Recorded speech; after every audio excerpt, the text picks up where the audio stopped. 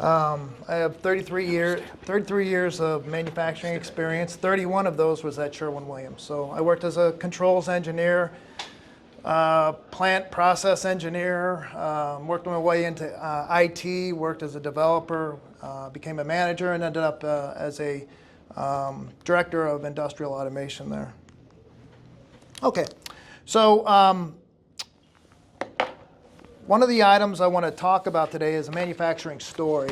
And I picked a problem that we ran into in 2012, 2013 timeframe. And I'm going to talk to you about the methodology we used to solve this problem.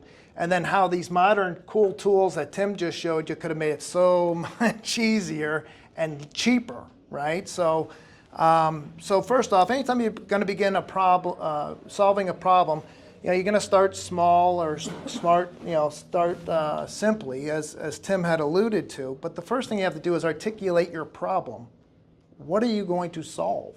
And state that, because you're going to have to come back to it. There's going to be scope creep and change over and over, trying to morph this into something different than what you started at. So succinctly define your problem. So for this effort, the problem that we were trying to solve was this. Plants needed visibility into filling line performance to verify they are meeting production goals, and as a metric for continuous improvement projects. Typically, paint plants will have between 3 to 15 filling lines. Optimizing the efficiency of that many lines is a real challenge.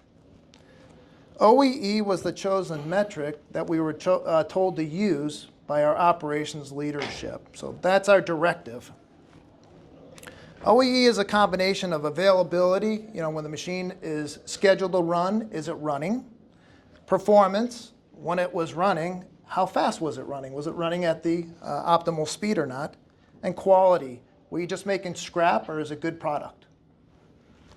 Our first decision became we were going to use availability and performance as our focus because we could obtain both with a single data element, and it was basically a product counter on the line. Okay, from that I can tell, is it running or not? It's incrementing, correct? How fast it's incrementing is my speed.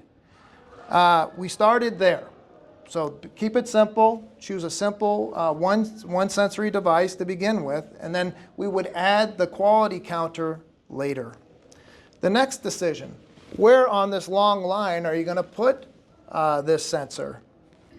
We decided that the paint filler, we chose the paint filler since most fillers had a PLC with the counter already there. The filler is usually at the beginning of the line, of a filling line, and that was helpful for consistency if you want to compare line to line. And that our hope was if we succeeded on one line, we'd be putting it at many others. We could add a data concentrator PLC, which is just another PLC on the line with a photo eye to get those counts in cases where the filler PLC was unavailable and unusable. You understand right here, back in 2012, that was our option, an expensive PLC and photo eye as opposed to an IoT gateway that Tim just showed you. Just imagine that cost that just went down there. So, and then I'm going to jump a little bit ahead. The return on investment on this project was approximately 500%. If we didn't have to buy all those PLCs on those cases that I just mentioned, it would have been 1,000%. So these slick little modern IoT devices can radically reduce the cost of hardware you're putting out in your factories. Again, as Tim alluded to, start small. We began with one filler on one line at one plant and built a custom program by recording the filler unit counter and generating OEE from it. We kept our costs down at that time. We chose a line that had an existing filler PLC that was on the industrial network already, and we leveraged some software that was already in the factory, SCADA software that was running a batching process at the time.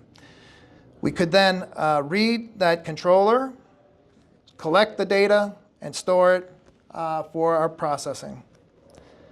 Now, the next critical element is also what was brought up by, I think, Mike at the very beginning, Choose a site with active employee engagement, both with your operators all the way through to your plant manager. You're going to need buy-in, and operators can make and break your project, right? So if they're not bought into it, you're not going to get very far. So I strongly recommend you find someone, an engaged site with, or engaged project personnel. We could also mimic the production environment in headquarters, so we could build the whole program in headquarters and then bring it down to the factory. We added dashboards and displayed in a fashion that the operators liked. Okay, so once we did it in Cleveland, we brought it in front of the operators and asked for their input. They're going to have to look at this information every day. So why am I deciding at a headquarters what you're going to look at for the next 10 years of your life? You want the operators are going to use this information. They can give you some recommendations on, I'd rather see the information in this perspective versus that. And then we began to offer them options. A much better way of going about it. And then they became part of the project. We quickly added business attributes to this counter, in particular the order number. And what that allowed us to do is go beyond just asset utilization. How fast is this machine running? It became a method that we could look at changeover reporting from one order to another order. So with the counter was the order number. So the last count on this order, on order 1, and the first count of order 2, that's your changeover. That's an order-to-order changeover. It ended up being our biggest downtime event, and that where we wanted to focus our attention. So we learned a lot from this whole activity. And then after a successful pilot, which it was, we then rolled that same program out to the rest of the lines of that factory. It was at that time that our operations leadership saw what we had done and wanted the entire enterprise on this OEE platform that we had just created. Okay, so what are some of the key lessons learned? A, pilot, right? And keep your pilot simple. You have an idea that this data value has, this data element has value. Prove it. And once you prove it, then you extend it. Prove value, extend value. Simple concept. Keep your costs down. Again, the less expensive these components are going to be and the software that you're purchasing, the better off for everyone. And leverage existing IT infrastructure as much as possible. So if you already have infrastructure there, use it to keep your costs down. And then buy-in. Site personnel help make the project a success. Make them part of your team. Your operators in your factories are part of your team, all the way up to your plant manager. Okay, so that's the story. Now, one of the other elements that I would say, one other element. Okay, so what happens if you're a small manufacturer and you don't have an IT staff like I had? What are you going to do? Well, there are companies out there now that not only will sell you the sensor, but they'll also sell you the cloud data storage capability. So that they'll give you the sensor, the gateway, the cloud data storage, and they also have some canned OEE reporting capability. They can hand that to you as well.